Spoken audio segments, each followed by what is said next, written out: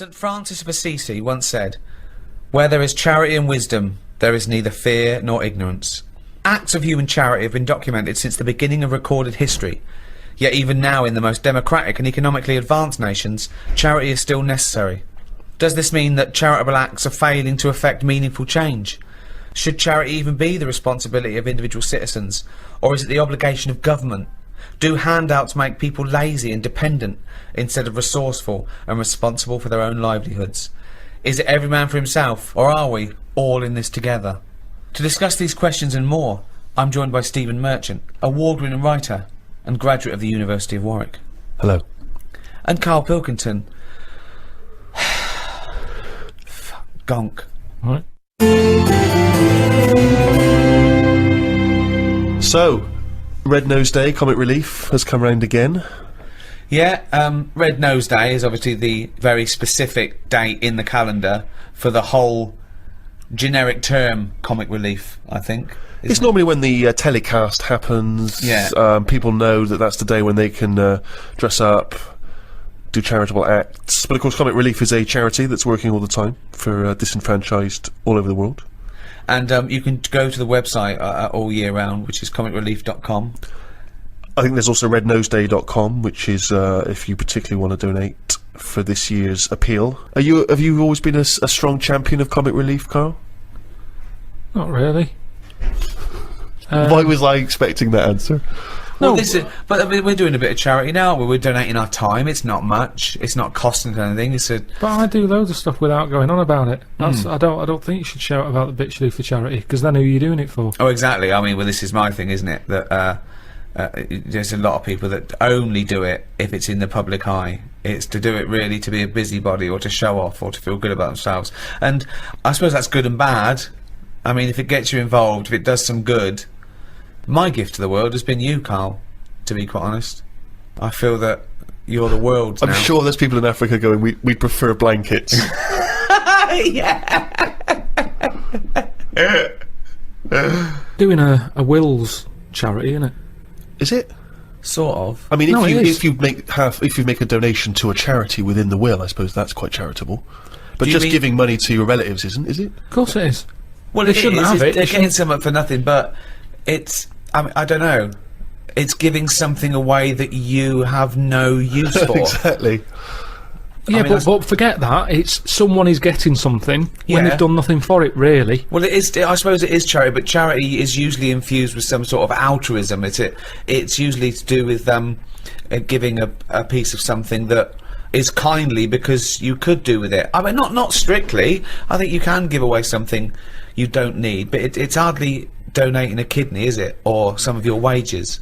It's like it's not charity on your part because you're literally not around anymore. So it's no longer you giving it. It's just some Yeah, but money I could there either was. give it them or not give it them. Once I'm dead and I've turned to mush, I shouldn't be worrying about Suzanne's mum getting a table. Is that what you you're know- leaving her? Well, I called up my dad first. Why are you and said- doing a will for the show? Because of this travel thing that Right, I'm doing, and it can get dangerous, you know. But why haven't you done a will up to now? Because you sort of, I don't know, I felt sort of young and free. Whereas now I'm... That's never 2 words I've associated with Karl. He's always seemed like a man who's in his late 50s. Yeah, and exactly, I've certainly yeah. never the idea that you're free. It's more- Even if we're just talking about the head alone, it's the head of a late 50-year-old. Free of hair? Yeah, totally free of fucking hair. I'm sort of getting on first name terms with my doctor. Oh, really? Chatting more. Oh, what is it this time? How's your middle finger? You Not know. too bad, Karl. All that sort of thing. So it's just made me think, Have you had that done for the will, by the way, for insurance I think and you stuff? need to, don't you, for a will? I think you do. there's nothing on the prostate paper. exam? No. No, listen, for insurance purposes, I think you need to have a testicular exam for testicular cancer. You're just leaving the high risk for testicular cancer, actually, and you're entering the high risk for prostate cancer. And you can have both at the same time. You could have both the at the same examination time, at the same time. if he's a very dexterous doctor. I wouldn't want that. Why? Too much like... It's just too much playful. going on. It's like someone juggling you. Yeah, it's like being examined by Squiddly Diddly. And so you said you called up your dad. Called him up. I said, "Is there anything you want if I die?" Right. And presumably, you know, Suzanne, she's getting the lion's share. She is, But then the fella who was on the end of the phone talking us through it all was going, "Oh, you should get married." I was going, "Oh, shut up." He's saying, "Well, it make things a lot easier when it comes to this." And it's like, well, that isn't a reason to get married, is it? Well, so she can have all my stuff. I said, "I've wrote on the bit of paper that she can have it. I'm not bothered. I'll be What dead." did you wrote? What did you wrote? You know, all that whatever we've got, she can have. Yeah, right. Well, that's fine. That's as good as a marriage then, isn't But it? it's something about tax. If you're not married, you have to hand over more. Well, she'll get... yeah, I suppose if it's money, she'll pay tax on it. Yeah. I think you get so much and then it's like ridiculous tax rate. yeah. But she's going, that's why we should get married, I'm going to be paying tax. I'm going, hang on a minute. She's already like thinking about money loss instead of me disappearing. Yeah. She's going, yeah, we should. And I'm saying, look, you'll be getting a load of money. I said, if I die on this programme anyway, I'm insured, you'll be getting about £1 million for that. Yeah. I said, so that's something you haven't got now. Yeah. Got nowhere near that now. I said, so even if you have to pay tax on that, Yeah. I don't think it'd be right to get married just in case I get killed. Well, you are married, aren't you? With it? Well, then as you may good as well as. get the paperwork. No, because then everyone wants a party. You don't have to have a party, you could go straight down the registry office. Honestly, people start going, oh, you should do this, and oh, it's not a proper wedding unless you do that. Have your two sets of parents met? No. That'd be good, would it? Well, I suppose it's the reason to, isn't it? At least if you're getting married, there's a reason for them to meet. At the moment, there's no reason for them to meet. No. They'd get on each other's nerves. My dad wouldn't get on with a mum. Why? Just wouldn't. She doesn't like me, so she won't like me dad. Because he's just an exaggerated version. So I think it doesn't need to happen. But you could just nip down the registry office, get it done and dusted, and you just phone up your folks and say, it's already happened, it's I too said late. that. I said, listen, if we had to do it, I said if it was like we've got to do it for some reason, I said I'd do that. We can have it done by 2, you can be back in work for 3. Because at the end of the day, there's no, you know, we've known each other for years. Yeah. We're not going to suddenly turn into some sort of Tom Hanks and Meg Ryan film just because we've got married. Yeah. It's going to be the same, exactly the same. Yeah. Except she'd want a joint bank account or something. That's the only other thing that would probably change, and I don't like the idea of that. Why? Just, I like to know what's going on. There's enough people sticking their hand in my account, charity-wise and all that, without an extra hand going in. Who happens to be the love of your life? I'm not moaning about it, I'm just saying it works the way it is. You hear about people getting married, and it doesn't last. Adds extra pressure. What pressure's it going to add? It's not going to add any pressure. I suppose that you resent the fact that the only reason you would be getting married is because she gets your money after your death tax-free. What if you gave her a series of challenges so that she sort of I earned think the right to have that It money? just keeps her on her toes. Because whilst we're not married, it's easy to go, I'm sick of this. So it keeps it Keeps sort her of, on her toes. But it keeps us both sort of Because doing you're stuff. such a find, she's got to Yeah. work hard to keep you, hasn't she? What have you never do anything in order to sort of maintain this relationship, as far as I can tell. I'm not saying Loads. you're a bad man, but in terms I of was- romantic Meg Ryan type stuff, Right. you never do anything. Me and Jane were out with him and Suzanne the other night, right, at dinner, and honestly, he is so grumpy. He was saying about for Christmas, right? He said, "You've had a flaw." You've had a flaw. Now, what did that mean? We had a new floor put in But how is that her flaw? because she wanted it. But you walk on it too. I paid for it. I don't understand what But you don't mean. you understand that, like, you know, a romantic break or clothes or perfumes, you know, sort of things that are kind of indulgent for a lady. That's a gift, not a new floor. That is like something you give to some little African fella on Comic Relief. In fact, I think I saw it once. He didn't have a floor. Exactly. They built him a floor. I remember watching it with you, and they gave him a new pair of shoes and the floor. He went, "Hold on, floor or shoes, not both." Oh, when that tsunami hit, and it was like a month after Christmas, they showed that Britain had given £2 billion, right? He was going, "That's enough." He said, before they were living in mud huts, now there's an Arndale centre. isn't it? So you think charity is all right as long as people don't get above their station with charity? I think it should be there as a little booster. Something's happened that they didn't expect. They're all a bit in shock. I don't think they'll feel bad because all they ever seem to do, these countries that are struggling, they never give anything back. Right. They've always got their hand out. Right. And it's been like that since I was a kid. Yeah. I remember being a kid, people knocking on the door, my mum going, "Don't look at the door, there's someone there." And we'd just pretend they weren't Charity there. starts at home, not at your home. No, but because it's all the time. I mean, my mum didn't like answering the door anyway, even if it was the pools man, she'd sort of say, "Don't move," and he might not see that we're here. So you just froze where a man was at the door. Well, you just, because the front room was near the door, so people Right. could see in. Right. So you just sort of stayed there and pretend that either you Well, so can't hear like him. some sort of predator. Like, they can't see you if you don't move. Well, even if he was peering in through the window and he could see you in there not moving. So he looked through, and there was 3 people just frozen, right, like statues, right, just their eyes looking at him, Yeah. and him confused. Well, like- they're clearly dead. I'll move on. There's obviously been a gas leak. And did you say sitting or stand up, or did you sort of like throw yourself No, to we the just, floor? we just sat on the, you know, where you were, and you just stayed still. But did he ever look in and see? I don't know, because you didn't turn round, did you? So you would pretend you couldn't hear the door. It's the easiest, honestly, the amount of times people would come round, it's either, it seemed to be the 80s, had a lot of it, because it was all the Avon thing, wasn't it? It was perfume, Yeah. Tupperware. What? Tupperware, Tupperware. yeah, the plastic boxes.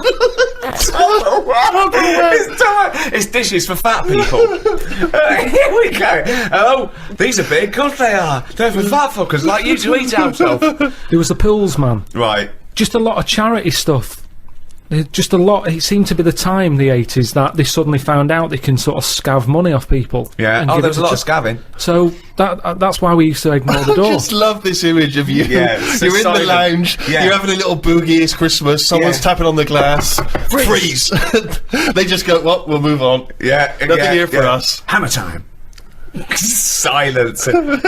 Who's the last person? You have to name names, but just give a generic name. Who's the last? Who's What's the point of that? old school mate, or is it someone you've met more recently? Showbiz Someone pal? more recently. Right. And, you know, it's fine at the beginning. It's like, oh, yeah, that's good. So what were you talking about that you got bored about? I can't remember because I got bored with Yeah. it. And I'm normally... You see, the thing is, these days, people haven't got your proper attention, have they? Because it's a mobile, so you can carry on doing what you're doing. Yeah. So I was ripping old raw plugs out of the wall. Jesus. And he was talking, and I kind of thought, I hope he doesn't say, "What do you think of that?" in a minute, because I wasn't listening. Right. So what's the point of having the conversation? I don't know. But hold on, I call you up. It's presumably the first phone call you get. It's the first phone call I Sometimes. make. I call you up and I go, "What's going on, boy?" Right? Yeah, but most of the time I don't tell you, because you'll go, right, what you doing DIY? Pay someone to do it. And we have to have all that every day, the same chat. If I'm not doing DIY, I wouldn't be doing anything. And then I get grumpy. Suzanne comes home, she goes, "What have you done today?" And I go, "Nothing." And I get fed up then, because I don't Because feel like I've I'm worth done, anything. I work harder for your career than you do. I'm always doing stuff to try and get you to do stuff. I'm always trying to get you shows and things, and I'm always trying to get you to get out there and do something towards it. I don't But want to you- do it. I've done it now. Yeah. I've done it. Yeah. We did the programme, it goes out on the telly. Job done. If people want to watch it, they watch it. There's no point me cropping up on Loose Women, asking people to tune into my programme. They either want to watch it or they don't. If they're watching Loose Women, I don't want them watching my programme. There's a lot of crap on the telly, and that's why, in a way, people go, "Oh, it's amazing, isn't it, that you're on the telly?" No, not really, because there's loads of garbage on there. Anyone can get on it. Well, that's It's true. not special anymore. That's It used to true. be special in the 80s when there was like 3 channels, 4 channels. Now it's a doddle. But that's why you should make special TV. That I like the fact that in anything you do, 90% in any framework, in any genre you work in, is crap. That's why it's nice to be in that 10%. That's why it's nice to do something that's special. You know, the great thing about Idiot Abroad is people haven't seen anything like it before. I'm so proud of it. It's great. So the fact that you're in a genre when that something is 90% crap, that makes you look better. You should relish that. No, because I don't think people who are watching Loose Women like it. They want some sort of flump telly, don't they? That's that they don't have to. They don't have to think about. Yeah. Do you mean the programme The Flumps? He didn't say flump. He said flump. Oh, I'm sorry. Now are you spelling flump? It's FLUMP. PH. PH flump. PH flump. PF. PF. Oh, PF. flump. Okay. Flump telly. Yeah, flump. Flump telly. So take it this way. So, And what would be an example of flump telly? what's flump telly? No, I don't want to go slagging stuff off, but No. I'm just saying I watch Who less would and less feature telly in now. flump telly? Who would be a typical Who's person? typical? Is it all for those awful docu-soaps where people live their life like an open wound, saying, "Look, me fanny fell off," and I haven't seen that, but yeah, all that sort of stuff. I do honestly. The amount of telly I watch now compared to a few years ago, it's non-existent. Suzanne comes home at night. I might watch a Grand Designs to get some tips off it. Other than that, So that's work. You count that as work, don't you? Research, at well, least. at least you learn something. Does Suzanne like Grand Designs? She likes to see the end result, to see what it looks like, but she gets bored at the beginning when it's just a load of bricks. Right. She's got enough of that at home. So, Yeah. so, and then we'll just sit and have a game of crib. Or, You'd have been happy in the Blitz, wouldn't you? You'd have been happy down in one of those subway stations. Oh, Suzanne, what? Chimney's gone. Oh no, what was that? Doodlebug. I better go up there. Oh, leave it. Well, it's fine. Oh, that's bloody heavy-handed. Them Germans. They're bloody heavy-handed. Well, let's go back a bit here. So you've gone down B&Q, you got your supplies, you've done a bit of tiling. Good job, please. You're halfway through. Spot a lunch around 3ish. yeah. What do? Do you pop out for lunch in a cab? Depends. Sometimes Suzanne, as I pat her on the head, she sometimes says, "There's some ham in the fridge." I'll go, right. I love it. Like, there's a little choreograph. If I better pat her on the head. I don't know what's going to eat today. Oh, Carl thinks, like Pavlovian conditioning. Yeah. Last time I patted her on the head, she told me about some food in the fridge. Bye, love. Take the rubbish out. I'm in the fridge. Cheers. Brilliant. Yeah. Okay. So I'll eat that. Now, the radio's on the whole time. Is there? Because I want to picture this. You're not working in silence. Radio's on the whole time. That little squeaky radio that's sort of halfway in the doorway of the bedroom and the lounge or whatever. You've got the radio. And what station you listen to? You listen to music? You listen to Sometimes I speech? listen to sort of speech stuff. Right. Sometimes I listen to music. What would be speech? Like a kind of one of those phone-in programs, or Phone-ins do me head in a bit. Right. I like, reports on stuff. Right. Just little Radio things. 5 maybe? Yeah, 5 Live. That's Yeah. all right. So you like to be informed as you go? Yeah, just so it gives me something to talk about. Because if you're not with anyone all day, your brain's not doing anything, is it? Whereas me listening to them, it's like having someone in the room telling you stuff without you having to chat back. I prefer Perfect. that. I'm a bigger listener than I'm a talker. Yeah. Whereas Perfect. these days, a lot of people are talking, but they're not listening. Perfect. So, Although you're not listening to actual humans like your friends when they call you up. because they're just mithering. And do you make sure that you get everything done and dusted before Suzanne comes home, so she comes home to a spotless place? Yeah. And so she comes in, do you instantly show her the work you've done, or do you just let her notice it for herself? Sometimes I just leave it and see how long it takes for her to go. Oh, you've done that. Okay. And if she doesn't notice it, are you annoyed or are you excited to tell her? Sometimes I forget.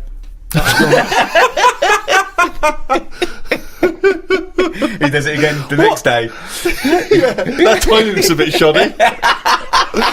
I should do that. Wow, sometimes you forget.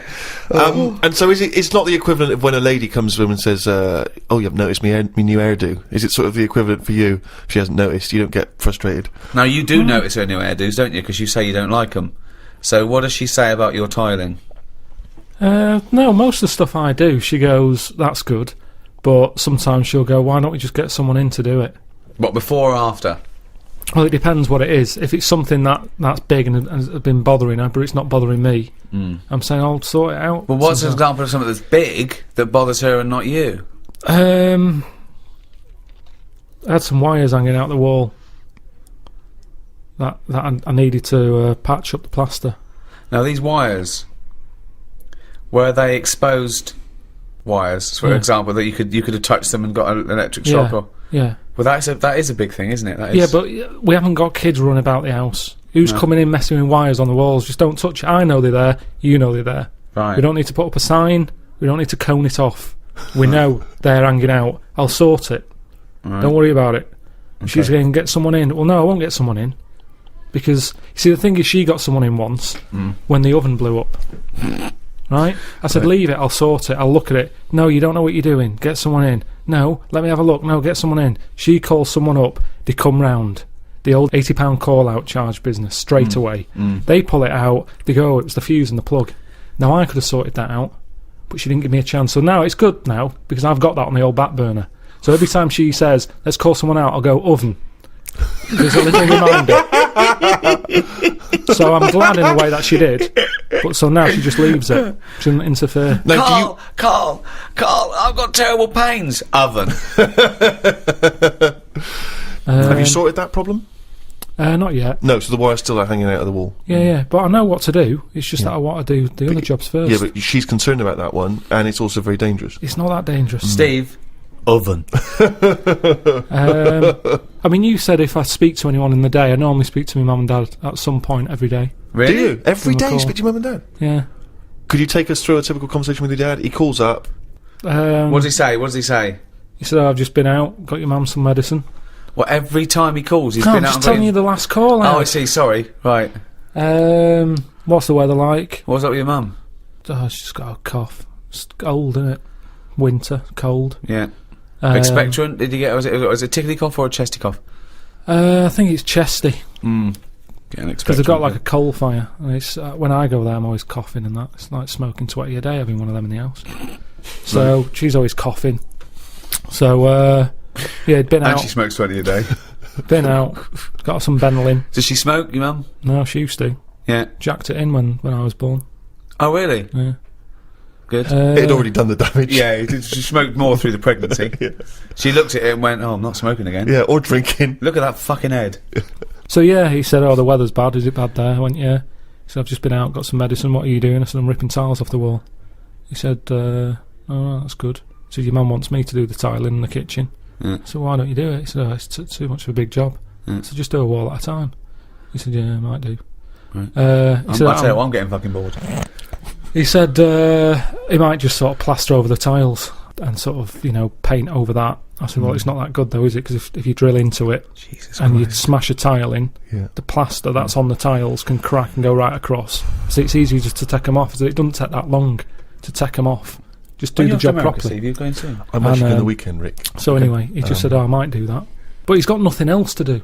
So that's why I was saying... Doing let him again in. Oh, that's good. Just... Sorry, go on. And then my mum might get on. And what's she got to say? Look forward to this. she just tells me a bit of it. She, like, what was it the other day? She said, oh, have you seen them tablets? That are food. She's just so like you. She's just like you. Oh God, what is she, a fucking astronaut? Have you seen them tablets? What are food? Oh, Go on, God. what are the tablets that are like food? No, that's what it is. It's like the Spaceman food. They've come out and we're just chatting about them. She's saying, oh... What do you mean they've come out? Really? Yeah, because we live in a busy world and everything, where people haven't got time to have a proper lunch. Are you and sure eat. this isn't like one of those innovation things that when you can buy oxygen in a canister? Well, didn't you buy one of those ones, Rick? Yeah. What would you need oxygen Well, in a because I was having a canister for? race with my mate, and I thought, I'll just have a bit of that on the way round. Right, it didn't work. How far were you running? I don't know, it was a race over a mile. And I thought, So you were laden down with an oxygen. unfair advantage here. While he was out training, I was just buying something from the innovations catalogue. Yeah. So you were running and you had a little... You No, pulled it no. out and you went, what curses? I took it beforehand. I thought, well, of course, well, one, it didn't work, and But two... what's it supposed to do? To just Well, kind I of... thought it would oxygenate my blood more, so I could. I mean, it was flawed. It was a flawed argument. It was a flawed How argument. much did you pay for I'll it? be honest. I don't know, £5 or something. So what, you had a life in which you had enough time, knowing that there was a race coming up, to order something from the innovations catalogue. Yeah. What was this race? Why was... We had a little challenge. Was this a common thing? You had often had I think challenges? I was on the dole at the time. I think I was about 25.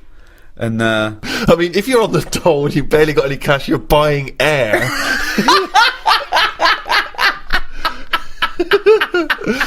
Oh, jeez.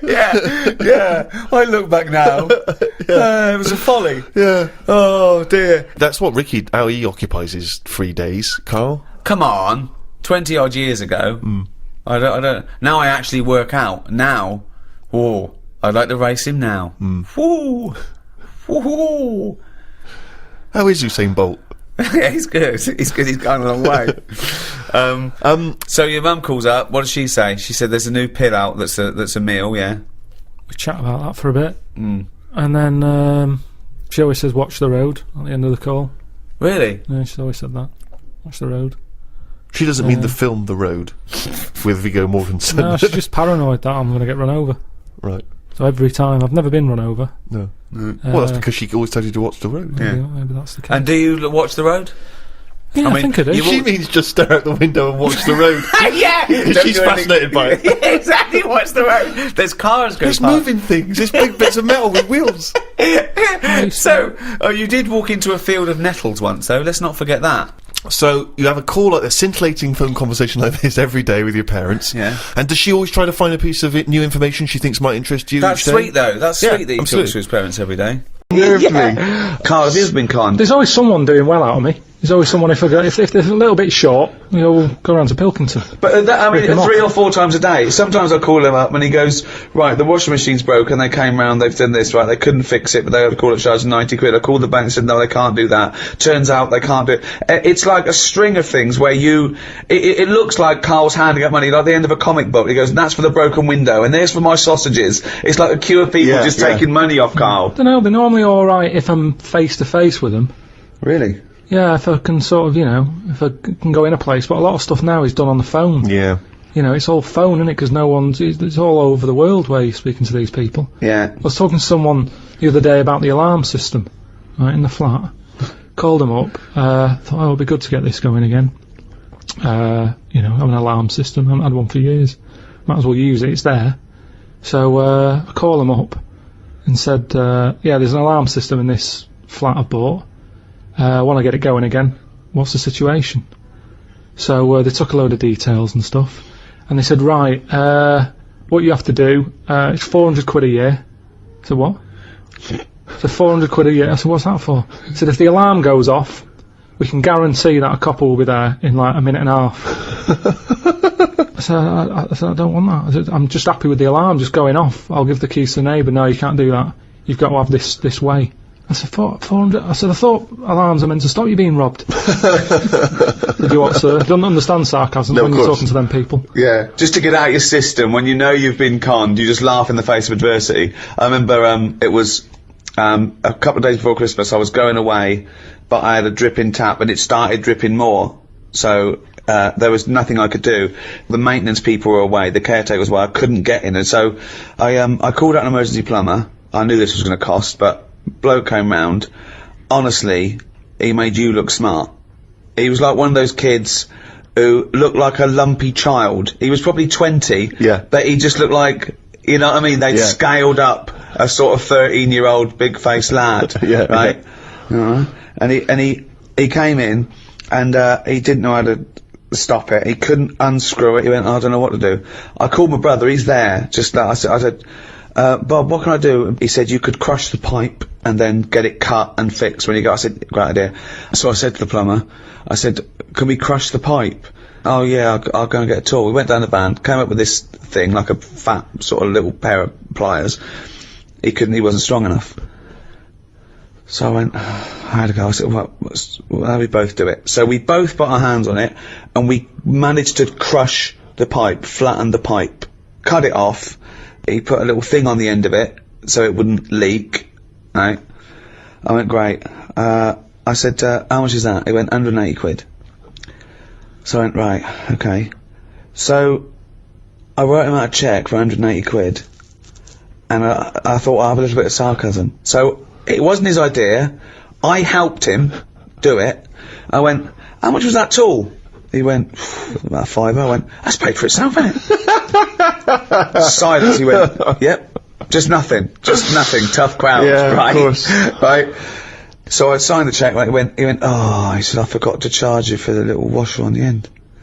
I went, how much is that? He went, £2.50. I went, can I give you that in cash? He went, yeah. I went, there you go, there's the £2.50 for the washer on the end, and there's the £180. And he went, and that was it. I didn't even get a little chuckle. He didn't even think, he should have gone, well, let's split that, because we both did that. Yeah, that's 90 quid each. I go, okay, that's brilliant, mate, cheers. Here's a Christmas bonus. I have a fascinating tale to tell you, Carl. I think you'll be intrigued. When I do junkets for films in in America or Toronto Film Festival, I was assigned a security, and I've had security before. I often have security. They just sort of get you in and out of the car, and usually just to control sort of autograph hunters and things. But this time I was given a security, and he came in a suit. He looks about 30. He looked quite unassuming. I thought he was from just a security firm, and there was a couple of them. And first of all, they were talking to each other, and I thought, well, the stakes are higher here. I don't know.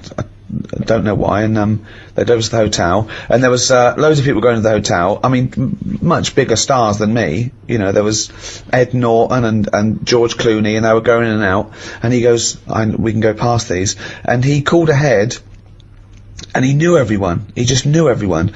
And we went down in the car park. We were met by another security guard in the hotel that let us go past everyone. I mean, Clooney's having to queue up and sign. I'm thinking, this is weird. And I also feel a bit guilty because I was there to promote the film, and I think this security guard's so good, I'm never going to ever have to pump into anyone. It was amazing. And they was there the next day, and he took us to the junket and back, and he put us on the thing, and then it turned out that he was actually LAPD, who was doing this for celebrities because he earned more money. And then I found out he had a gun, so I can't come in the airport with you, I can't take my gun. So he's armed. So I've got a security who's an APD who's armed, and I'm fascinated. Now I'm fascinated. This man is walking around with me with a little earpiece, talking to everyone. He seems to know everyone, and he's got a gun. I think, oh, this is amazing. Then one night he said, he dropped me off at the hotel, and he said, I've actually been called, I've got to go on a mission, they need my help. I said, really, what is it? He said, it's a hostage situation. He said, and I'm also SWAT. So now this is amazing. He's now officially the coolest man I've ever met in my life. So he goes off. Then I'm thinking, oh, I'm worried about him. I was talking to Jane, I was thinking, wow, he does this, he gets this extra cash, he's risking his life, and now he's going to a hostage situation. And I was thinking, oh God, it's just a silent hero. So next day he comes, I said, how was it? He said, I was fine. He said, I just turned up. He said, I had to do it in my suit. He said, because I'm the negotiator. What? So now he's an armed security guard who's an LAPD, who's special SWAT, and he's one of 9 negotiators in LA. We're in LA now. We'd come from Toronto, went via New York and LA. So I went, oh my God. And I just asked him questions for 2 hours. So the first thing that happens is, so someone runs in with a hostage. This guy, who's just a kid, who was 19, he'd done a robbery. He'd panicked and he'd run away. The police were after him. He ran in and he took his kid with him. It was just a 3-year-old kid. Okay, that often happens. Most hostages that people take are their family because it's all they've got, and they go, I'm going to kill my wife or my kid and that, and they don't mean it. They're not going to, but they need a hostage. They've got a gun. So he talks to them and he says things to them like, you know, you didn't mean this to happen, did you? They went, no, I just. He said they got out of hand. It just got out of hand, and he has to let them trust him because they've got a hatred for the police. Of course, they don't trust the police now. And the first thing he does is call the phone company and say, "What's the number of this address?" He goes, "Change it by 1 digit." So now only he can call that number, because of course you can't have an engaged signal. If they haven't got a phone, they have to throw a phone through a window. So they've got to have contact with this guy. I said, what happens if this guy says, you're never going to get me out, I'm going to kill all the hostages? He said, then my sole purpose is to get him to stand near a window. And I went, wow. Now apparently there's a police marksman ready, of course, if they think they've lost him. The important thing is you've got to take him out because you've got to protect the innocent. So how they shoot him is they shoot him in the top lip, and it takes out the brainstem, so there's no reflex. And I'm just being absolutely, I'm captivated. What do you think of that, Carl, as a job? It's amazing, isn't it? Yeah, I mean, once you've done one, though, it's like any job, isn't it, I suppose? Yeah. Once you've done one. Yeah, Not impressed? Boring, yeah. No, it's good. Could you do it? Do you reckon you could do it? Do you reckon you could negotiate someone out of a hostage situation? Well, I think in one of them things, there's nothing you can do. It's like, it doesn't matter if it goes wrong, because well, you did your bit. No, it's like being a vet, isn't it? Not really. Not really, because well, that's ridiculous thing to say. It's nothing like being like a vet. No, it is. What I mean is, you're expected to make the little kitten live. No. There's loads of it. Because I was saying, so he says, I need a car by 5 o'clock, or I'm going to kill someone. He then makes sure that he doesn't kill anyone, but he makes sure that car doesn't come till 5:15. Even if it's there, he keeps going. It's on its way, because then the hostage knows that he's not in control, really. Even if it's as easy as saying, I want my wife here, and he can get her there at 5, he makes sure she doesn't turn up till 5:20. Yeah. It's just little things like that that's just absolutely fascinating. The psychology of it is just amazing. But he's not bothered, is he? If He he's is 15 bothered. minutes late. He is, because he really takes about. He empathises with these guys, and he says, no, you've got to understand. No, He but the says- fella in the house with the gun, yeah. he's not going anywhere. 15 minutes either side doesn't matter. Well, why is he in a rush? I don't think Carl's getting how Not sure he important, is. how No, amazing I'm not he sure is. he You said Yeah. they make the car 15 minutes late. Yeah. He's getting his car. That Yeah, bloke's not in a rush. He's never going to get in the car, is he? That's the other thing as well, because once a bloke said to him, I need a car, and he just went, where are you going to go? And the bloke went, yeah, forget that. He has to make them forget their deadlines and their demands. So soon it doesn't matter. And he has to get in their head. But to do that, he says that he has to empathise with them to a certain extent. He has to understand why they're doing it, to talk to them and go, yeah, you've had a bad day.